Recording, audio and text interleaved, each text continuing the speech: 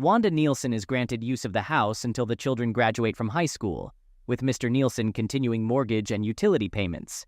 She is also entitled to half the value of her husband's business, and Mr. Nielsen will maintain payments for her vehicle. Mrs. Nielsen is awarded 60% of all assets, encompassing bank accounts, investments, and retirement accounts. Additionally, primary custody of the children is granted to Mrs. Nielsen, with visitation following standard protocols, including Mr. Nielsen having 2 consecutive weeks during the summer and every other weekend. Child support is set at $750 per month per child, totaling $1,500 per month.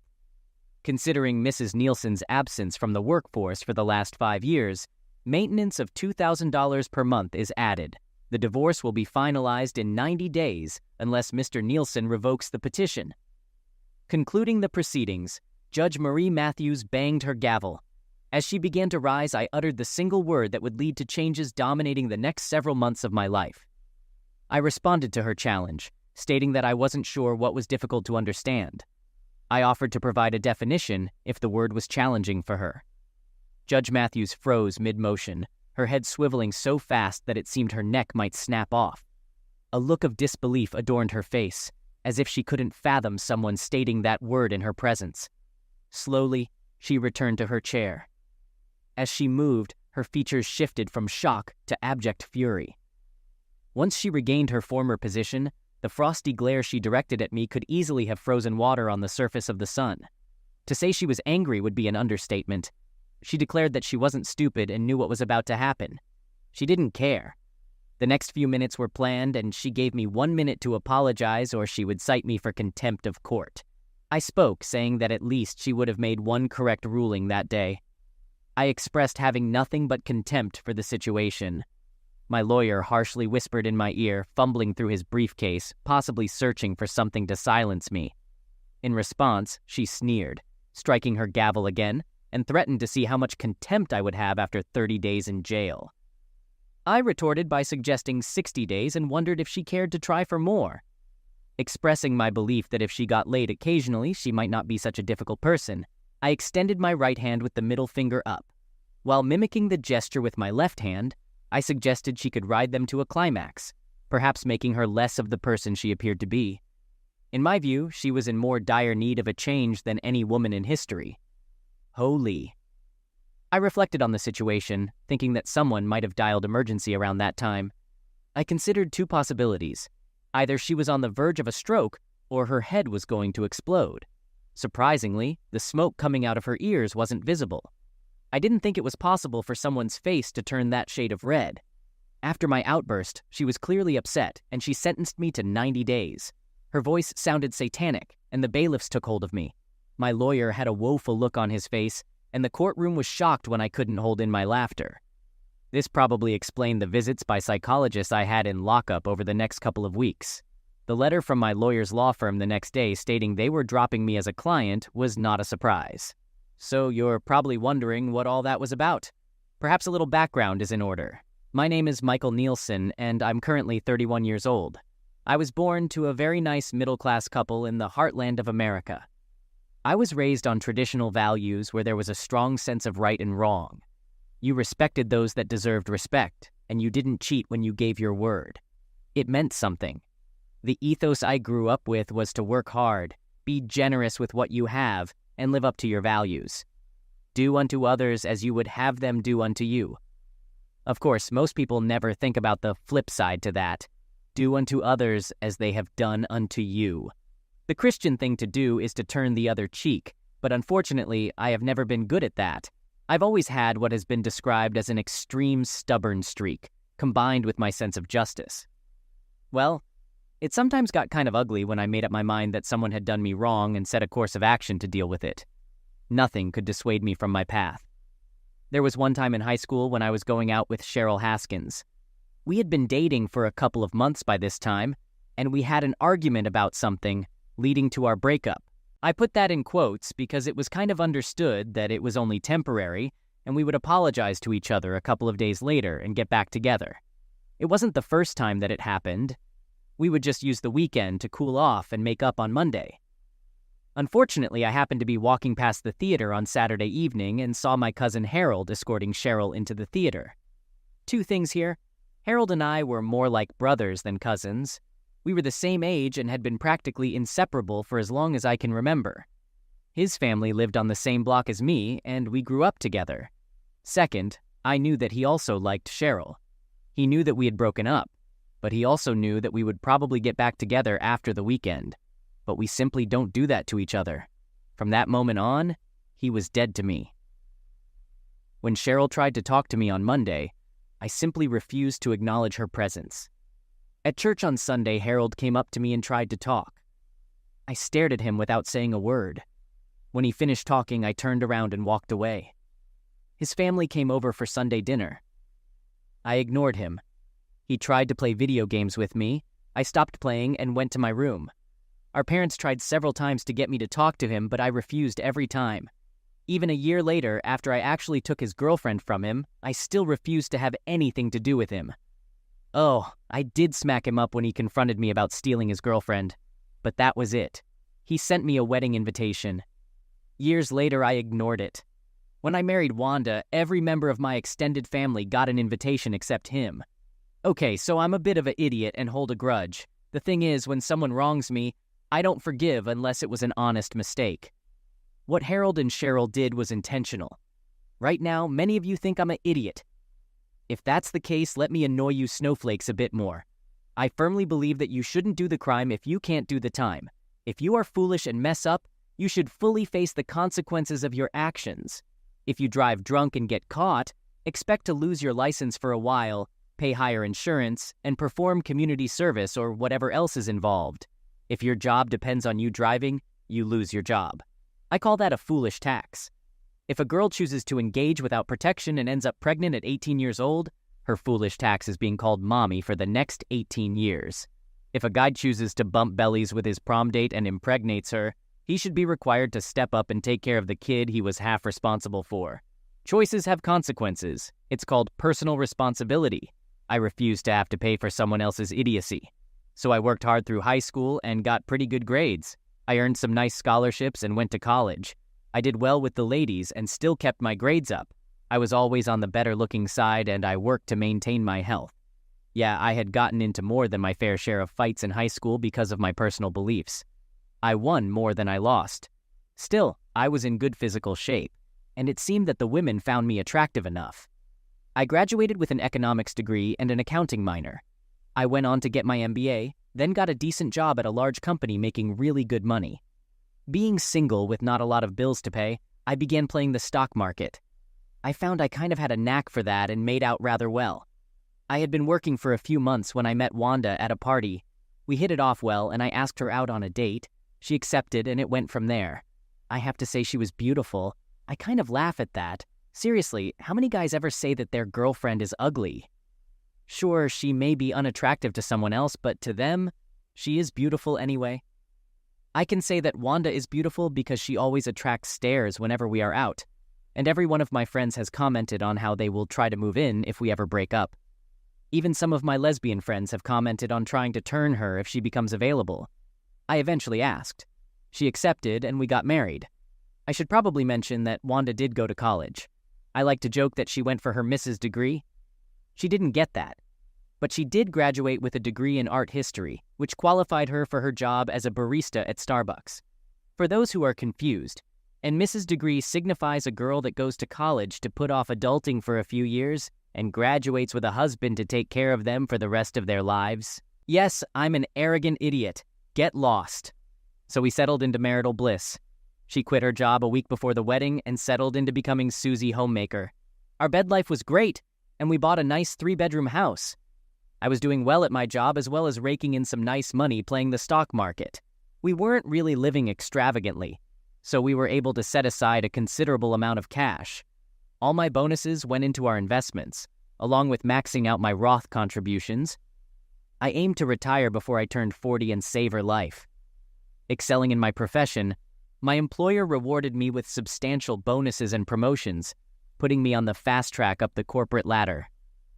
A few years into our marriage, I returned home one Friday evening to find Wanda dressed to the nines with a huge smile on her face. Hurry up and get showered and changed. We're going out to celebrate tonight. Daddy. Holy moly, did she just say what I thought she said? I was shocked. We had been trying for a few months now, so it wasn't like this just came out of the blue. Still, it was a surprise when she said that it finally happened. I took her in my arms and swung her around as I planted kisses all over her face, figuring that we would be muting our celebrations because of her pregnancy and then the baby. For a while, we lit up the town that night. The next several months consisted of joyous times and preparing for the new life that we were bringing into the world. We got another shock a couple of months later. Twins. There were 2 little girls in there. I couldn't wait until I could start spoiling them and having 2 little daddy's girls wrapping me around their fingers. I was on top of the world. The day finally came. We rushed to the hospital and our 2 little girls were born a few hours later. They were beautiful, healthy, and had all their fingers and toes. Being twins, they had to stay in the hospital a couple of days longer than normal, but everything turned out fine. When we took them home, both families were there to greet us. Everyone was happy. I noticed my mom staring at them almost constantly. I think she was so happy because I finally gave her the grandchildren she had been wanting. So life had changed for us. I decided that working for the big company was keeping me away from my family too much. I had a ton of money available, so I decided to form my own company.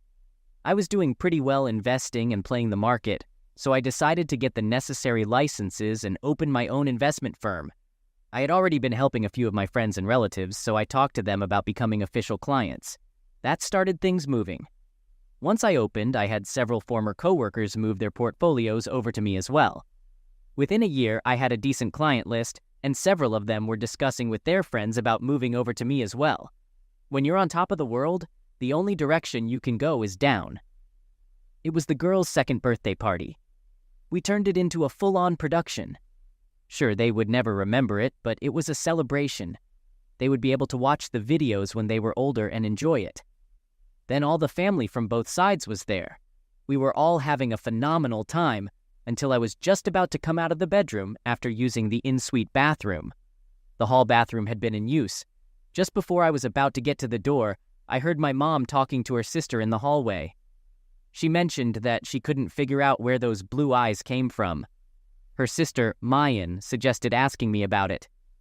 Mom replied, saying that she couldn't imagine what would happen if I found out that they weren't mine. She expressed concern about how happy I was and believed that it would probably be devastating for me. I couldn't listen to the rest. I quietly retraced my steps back to the bathroom and locked the door behind me. I had to think. They had to be mine. Surely someone in our families had blue eyes? My eyes were kind of a mud brown. Wanda's were more hazel, I thought. I went through a mental picture of everyone on all my relatives. The lone person I could think of without brown eyes was my cousin Mary, whose green eyes originated from her non-blood-related father's side. Contemplating Wanda's family, I couldn't recall anyone on her side with blue eyes. After a while, I realized I needed to compose myself and rejoin the festivities before being missed. Suppressing my emotions, I put on a cheerful demeanor and returned to the party, enduring a challenging day. Although I acted as expected, I mentally strategized about what to do later. Eventually, things quieted down, everyone departed, and while putting the girls to bed that night, I scrutinized their features. Some resembled Wanda, but others were unfamiliar, and I found none definitively attributable to me. The next day, while Wanda napped with the girls, I ordered supplies delivered to my office using a company credit card to keep the invoice hidden. Simultaneously, I researched local PI firms, as the suspicion that Wanda had cheated on me nearly 3 years ago became overwhelming. If she did cheat then, was she still involved in infidelity? I needed proof. A few days later, the ordered items arrived, and I had also met with and hired a company named Pro Investigations, providing them with all the necessary information to hack into Wanda's cell phone, tablet, and laptop. Concurrently, I initiated some financial moves. If she wasn't cheating and the girls were genuinely mine, these actions wouldn't matter. However, if my suspicions were accurate, it would safeguard my money from her reach. I refused to fund her unfaithfulness or someone else's children. While the girls were innocent sufferers, so was I. If she chose to mess around and get pregnant by someone else, they could bear the financial responsibility. Nothing was finalized, but I awaited the proof. 2 weeks later, I received the letter at the office. Locking my door, I opened it and cried for an hour upon confirming they weren't mine. Deep down, I had sensed the truth, but clung to hope. The following day, my PI met with me, providing all the proof he had obtained. Wanda was still involved with her blonde-haired, blue-eyed personal trainer, meeting him a couple of days a week and even taking the girls to his apartment. The audio confirmed their awareness of the real seed donor. The subsequent afternoon, I consulted a divorce lawyer, rejecting his conventional advice, prioritizing the children's well-being. I insisted on preparing the documents, but delayed filing until deemed appropriate. The preparations took 2 months, and with zero net income and assets on paper, I left Wanda surprised when my cousin Howard and his wife Cheryl showed up that weekend. I explained that Howard and Cheryl had come to see me in my office a couple of weeks ago. After some serious discussions, they acknowledged their wrongdoing, sincerely apologized, and I decided it was time to let things go. God damn, you people are so gullible. Yes, we reconciled. It's entirely true that Howard and Cheryl did visit me in my office last week. They did apologize again. That's all accurate. I'm an honest man, and I'm not lying about any of that. I genuinely forgave them and welcomed them back into my life. However, I may have overlooked a couple of irrelevant details. Just coincidences. Cheryl's family includes members who, let's say, aren't above bending a few minor laws. Some are large and don't hesitate to engage in the occasional barroom brawl. There's even speculation, irrelevant to this story, that a few might be enforcers for a local group of shadier businessmen, but it's just gossip from those who don't like them. A couple of days before Howard and Cheryl's visit, there was a news story about a personal trainer at a local gym being mugged shortly after leaving work. Foolishly attempting to fight off the 5 muggers, they took his wallet, car, and stripped him undressed, proceeding to brutally assault him, resulting in a broken jaw, shattered nose, broken ribs, a broken arm, dislocated kneecap, and ruptured testicles. He'll be in the hospital for at least a couple of weeks. The police should address the crime issue in town, but there are no suspects since the attackers wore dark clothes, gloves, and ski masks. Doctors expect the blonde-haired, blue-eyed sufferer to fully recover after reconstructive surgery and significant physical therapy, although engaging in closeness might be unlikely. Over the next couple of months, he'll discover his car was taken to a chop shop, his credit cards maxed out, bank accounts emptied, and his identity stolen for the dark web, leading to years of legal battles. Surprisingly, Wanda was despondent for about a week after the mugging, possibly concerned about the rising crime rate. Despite my offer to enhance home security, she remained unsettled. On Monday morning, I instructed my lawyer to complete the paperwork and file it, aiming to have her served on Friday. In the late afternoon, he attempted to persuade me to make changes, but I remained firm. By Tuesday, the forms were ready for my review and signature. Meeting him at his office to finalize everything, he once again warned me against my course of action. After some thought, I decided to humor him, giving her the house and even throwing in the investments. However, I made it clear I wouldn't pay a dime beyond that. If she chose to keep the house, she'd be responsible for the mortgage and utilities. Notably, there hadn't been a dime in the investment accounts for over a month. I had no issue giving her 100% of zero. Unbeknownst to Wanda, I had been relocating all my tools and equipment from the garage. Gradually, I also moved belongings I wanted to keep out of the house, mostly from my home office. Tools and larger items found storage on Howard and Cheryl's ranch, while less valuable, smaller items were transferred to a 1-bedroom apartment in a complex owned by an offshore LLC. The owners of the LLC were surprisingly challenging to locate and verify. Friday morning arrived at last. I headed to work as usual. A couple of days earlier, I had Howard assist me in moving my truck to the office. I left my car, got into the pickup, and drove to the bank. At the bank, I cleared out all the accounts, leaving $100 in checking and savings. Next, I emptied the safety deposit box. I then drove to the ranch and combined all the cash and contents of the safety deposit box with my other belongings. I didn't want to risk them discovering a newly rented box at another bank and seizing it. Also, I wanted to avoid anyone tracing a wire transfer. Besides, I anticipated needing the cash later. You might be wondering why I trusted Howard and Cheryl. It was straightforward. The mortgage on their ranch was held by a certain offshore LLC with murky ownership. Moreover, despite our issues, Howard is still family to us, and you don't mess with family. The rest of the family takes such matters personally. There was much joy in the family when Howard and I finally reconciled. Returning home late morning, I pulled over a couple of blocks away to check the GPS I had installed on Wanda's car. As expected, she was at the mall.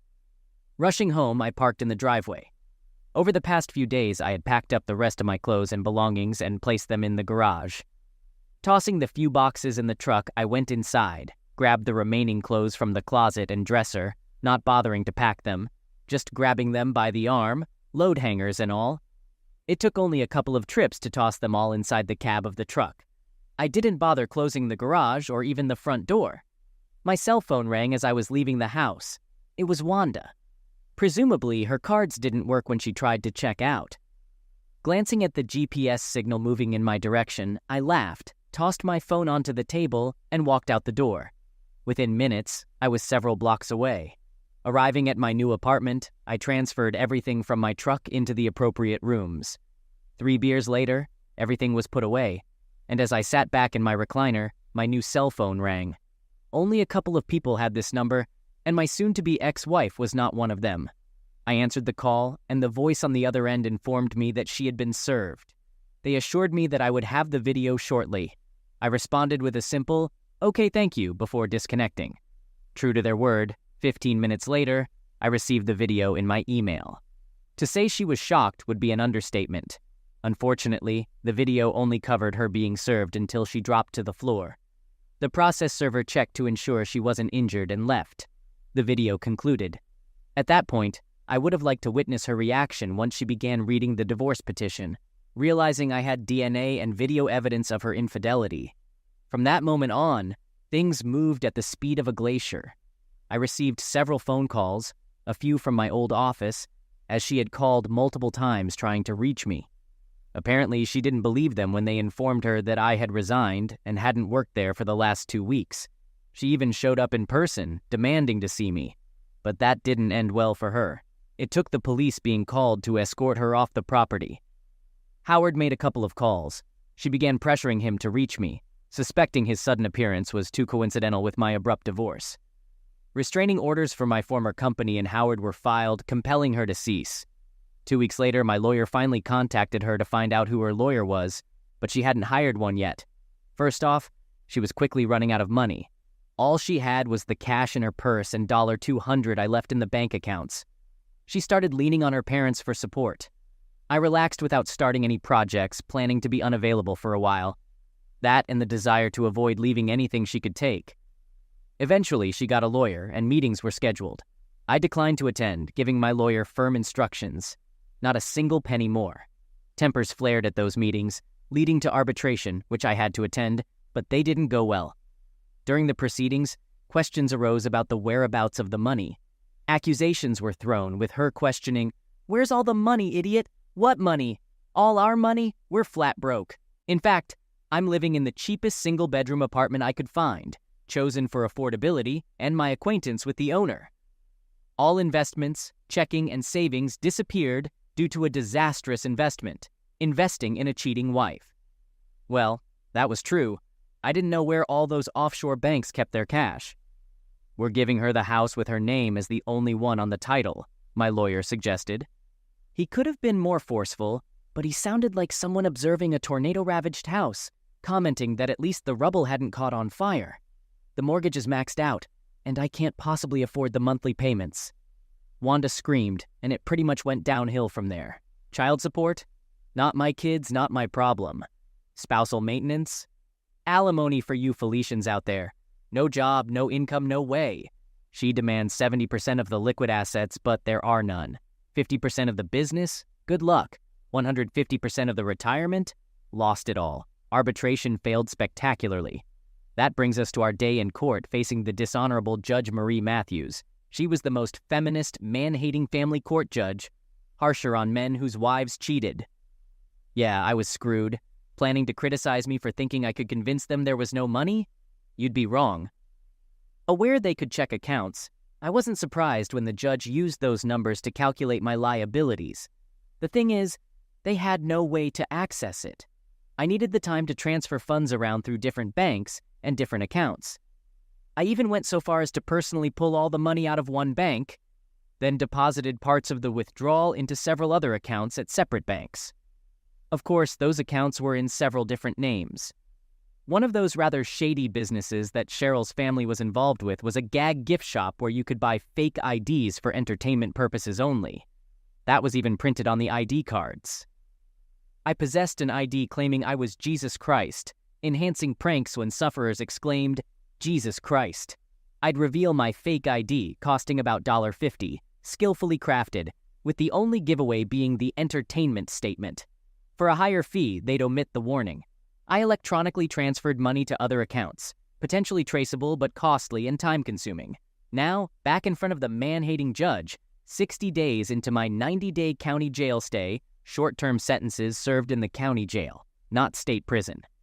She sneered and asked if I had learned my lesson yet. I responded, "About not marrying a cheating spouse? I grasped that long before your court." She clarified that she meant my attitude in her court. The vein on her forehead was popping, not ideal for her blood pressure. I dismissed any issues with my attitude, expressing concern about her health while being railroaded in front of kangaroos, and suggested her blood pressure must spike during doctor visits. She warned me that she could extend my stay in jail and, given my attitude, would add another 30 days. She then brought up the purpose of the meeting, questioning why I hadn't made my first 2 child support or maintenance payments to my ex-wife. She also inquired about the absence of my lawyer, questioning if they were OD. In frustration, she expressed her mistaken impression that being really smart was a requirement to be a judge and thanked me for correcting her on that. She suggested explaining things to me so I could understand. Sorry if it's still over your head, but the lowest I can go is so a 5th grader can comprehend it. Do try to keep up. I really was becoming concerned about her bench catching on fire from the flames she was snorting. At that point, I was starting to think that she actually didn't like me. I am in jail. I have no access to any money. Since I have no access to any money, I am unable to send any money since it was your dumb self that put me there. I suggested she explain why she is the reason the cheating woman can't get the money that she was trying to steal from me to give to that fallen woman. I questioned if she got all that, or if I needed to explain it to her slower. I was then escorted back to my cell for another 90 days, 30 from my original sentence, 30 from her first tirade, and another 30 that I managed to catch at the end. To be honest, it really wasn't that bad. Sure, the food sucked, but I still ate it. I had a nice bed to sleep in and lots of free time to relax. I made good use of the weights and exercise machines. I didn't have many problems in there. First off, it didn't take too long for my courtroom antics to become common knowledge inside the jail, making me a few friends. Second, did I mention that Cheryl's family has a few connections that could be of help to someone on the inside? In fact, there was only one problem. It came from one of Wanda's less intelligent cousins. He entertained the idea of getting arrested for a minor offense, spending a week in jail to teach me a lesson. Initially, the entire jail population recognized him before he set foot inside. It didn't take much brainpower to discern his intentions. Spotted halfway across the yard, an inmate collided with him while tossing a football. The accidental elbow to his gut occurred, but he continued his quest foolishly. Struck by a basketball after another 20 feet, the passer apologized profusely. An accidental elbow to the chin followed while being helped up. After shaking off the incidents, he resumed his trek toward me, encountering 2 more mishaps before reaching his destination. With my back turned, he attempted a sucker punch, but I wasn't clueless. Anticipating it, I spun around, delivering a forceful kick to his groin, a clear 65-yard field goal. His accumulated misfortunes caught up, leading to his transfer to the infirmary 2 days later. He refused yard exercise, spending most of his time in his cell until released. Back in court, facing the judge, she inquired if I was ready to apologize. I asked, "For?" She specified my vile courtroom outburst. I responded, "I really don't know what you're talking about." Dismissively, she warned me to keep a civil tongue or extend my stay. I expressed frustration, mentioning that another judge might take over and she was on my last nerve. I sarcastically suggested starting to stomp my feet, perhaps needing an EMT in the courtroom if she had a stroke.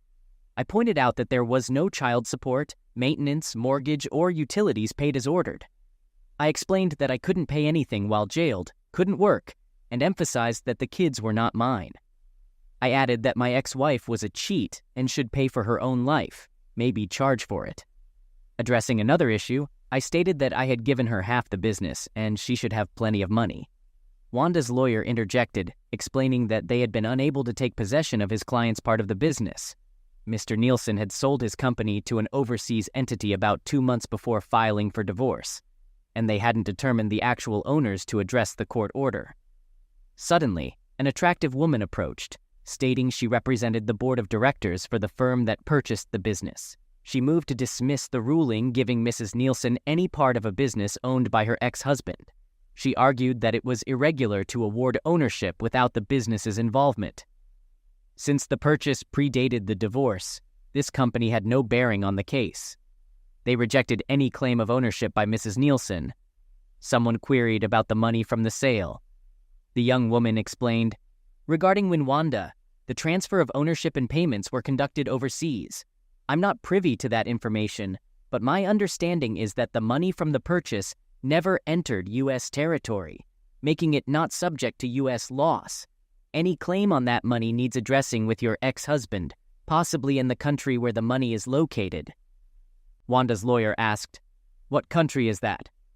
"The original transfer of funds was in Belgium, but my understanding is that the money was transferred somewhere else shortly after the sale.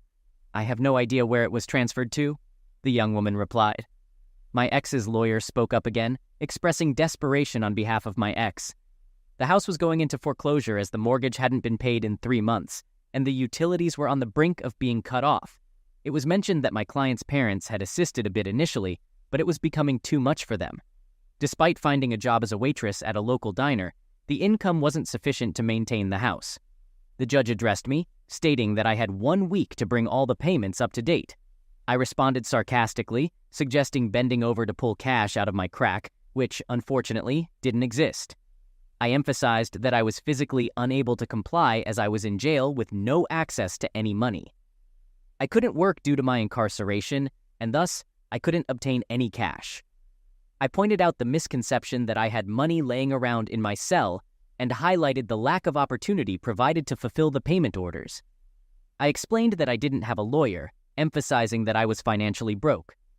I questioned the existence of the phantom accounts being mentioned, stating that even if they did exist, I lacked access information. I pointed out the need for access to my financial records to obtain account details, highlighting the absence of such records. I challenged anyone to show me the account information for these alleged accounts and questioned the whereabouts of the money from checking accounts, savings accounts, and investments. Regarding the sale of my company, I explained that the company was in bad shape due to previous bad investments, and I had to sell it cheap to cover expenses, leaving no money left over. In response to the court's skepticism, I shrugged and expressed my lack of concern about being believed. I challenged them to show me the account information where I supposedly hid money, suggesting that my ex-wife had stolen the money while involved with her boyfriends. Her lawyer objected, stating that my accusation didn't make sense. I retorted, "It makes as much sense as keeping me in jail where I have no access to money. Then demand that I make all of these payments you all want." The judge asked if I was aware that she could keep me in jail until I paid. I responded by looking at her as if she had just grown a third eye. I played along, stating that it sounded logical to keep me where I was unable to abide by their orders, while making demands that were simply impossible for me to accomplish. 3 months later, the house underwent foreclosure, leading Wanda to lose her Lexus due to payment challenges. Unable to afford an apartment for herself and her daughters, she resorted to living with her parents while working 30 hours a week at the diner. Desperate, they pleaded with the judge to release me for payment initiation. Loverboy, now out of the hospital and engaged in physical therapy, spent hours daily trying unsuccessfully to resolve his financial situation. The silver lining was the prevention of new credit card accounts being opened in his name, given his severely diminished credit rating. With only minimal insurance coverage on his car and part-time employment at the gym, he couldn't benefit from it and faced high deductibles, making it a lengthy process to pay off his medical bills. Having secured legal representation, I reached a deal with the judge for release from jail to secure employment and initiate payments. Surrendering my passport due to suspicions of hidden funds and flight risk, I began working at Taco Bell and lived at the ranch with Howard and Cheryl. Although discreetly observed, I was aware of the surveillance, yet most of the cash was already in my possession. This routine persisted for the next 3 months. Wanda utilized a court order to garnish my minimum wage from Taco Bell, yielding minimal gains for her. During this time, I finalized my plans, with Howard emptying my apartment while I was in jail. Belongings were divided among my extended family, and packages were shipped from them to a common location. Undetected by surveillance, guests discreetly moved packages to their vehicles during visits and barbecues over the next couple of weeks. I spent my time either working or at home, avoiding going out. Taco Bell eventually obtained a restraining order against Wanda due to constant annoyance at the restaurant, which became disruptive. Despite the option of termination, a discreet payment to the manager preserved my employment. For legal meetings, my lawyer visited the ranch, initially representing the new owners of my former company in court. Subsequently, I hired her as my lawyer. She possessed a bold nature, akin to a barracuda, especially during poolside encounters. Dismissing ethical concerns about a lawyer-client relationship, I asserted that lawyers considered scruples as a form of payment in Russia, with morals being large paintings on walls. All right, so you're probably wondering about my finances. Yes, indeed, I did sell my firm. No, I didn't sell it to myself. I wasn't going to provide Wanda any chance to stumble upon information she could use to claim any part of the firm. I was divesting from it. Besides, I wanted the cash. The sale happened overseas, and since the money never entered the United States jurisdiction, it wasn't subject to any U.S. loss. The only way Wanda could access it was if I brought any of the money into a U.S. bank, making it vulnerable to her claims due to the judgments against me. That simply wasn't going to happen. It was a significant sum, complemented by my investment accounts in the $10 million range. Cash on hand from the safety deposit box, checking and savings accounts, and safes with cash equaled around $200,000. Some of the cash I used for my plans, but I still had about $150,000 on hand. I wasn't planning to take any cash with me. So it was a lovely Saturday afternoon. We were having another barbecue with the extended family. All the preparations were complete, and everything was set. The party was a blast. I assisted Howard with the grill and smoker. Julia, my lawyer, was there too. Later in the afternoon, one of Cheryl's uncles approached me, expressing gratitude for helping Cheryl and Howard, and was glad that we had finally reconnected. We chatted, and he handed me an envelope. I passed it over to Julia for safekeeping. Later in the evening, I made an announcement, stating that the lion holder for the ranch had declared that the mortgage for the ranch had been paid off, and Howard and Cheryl now owned the ranch free and clear. This caused a huge celebration. We partied hard that night. It was late when the guests started to leave. Julia couldn't stay the night because she had a flight to catch. The next morning, she left with a group of 6 other cars. Interestingly, her flight was out of an airport in the next state. She had packed previously and had everything in her leased car. When she came to the party, she never went to her rented apartment. Instead, she went straight to the airport. No one witnessed the man climbing out of the back of her car in the parking garage, and no one took notice of the man casually walking 55th behind her as they made their way to the international terminal. Michael Nielsen couldn't travel outside the U.S. because he had surrendered his passport to the court. Mitchell Nelson's passport never even garnered a second look. No one even gave a second look as they held hands in adjoining seats, flying first class to Mexico City. Julia Davis suddenly disappeared there. Instead, Jamie Nelson joined Mitchell Nelson for their connecting flight to Ecuador. 2 days later, Greg and Samantha Cooper reached their hacienda on the Caribbean coast of Costa Rica, becoming members of the Mile High Club. Oddly, an old Chevy pickup resembling the one that disappeared from Howard and Cheryl's ranch awaited them. 2 weeks after the barbecue, a bench warrant was issued for Michael Nielsen. He was fired 2 days after the barbecue for no show, no call, with no payments to his ex-wife since. When Howard and Cheryl faced the court, a lawyer in a $5,000 skirt suit argued that the couple had no responsibility towards their cousin, who rented a room and disappeared. They even filed a suit against him for back rent. All they could say was that he drove off in his old pickup one afternoon and never returned. No one believed them, but there was no proof to the contrary. Over the next several years, Greg Cooper ran a small charter fishing boat, and Samantha managed their cantina. They were prosperous in the small village, living in one of the larger haciendas with several luxuries. Guests visited occasionally, including Harold and Cheryl and other family members. It was a simple yet delightful life for Greg and Sam, who loved each other fully. Most evenings, they entertained guests in the cantina or their lavish hacienda. Wealthy and pleasant to all, they were quickly accepted into the community. Whenever a need arose, they generously donated. Greg played the stock markets when not on his boat or in the cantina, even setting up accounts for some locals, assisting them with their finances. As for the dishonorable Judge Marie Matthews, I had a good laugh a few years after escaping to Costa Rica. Judge Matthews' wife, that man-hating woman, was caught cheating with a man. The judge had adopted her wife's 3 kids when they married. Since their split, Judge Matthews paid child support, maintenance, and house payments for her ex-wife.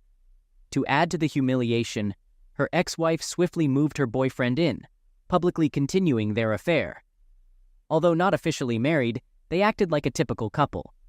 Rumors circulated about their wedding date set exactly 1 week after their youngest son graduated from college, coinciding with the end of Judge Matthews' financial obligations.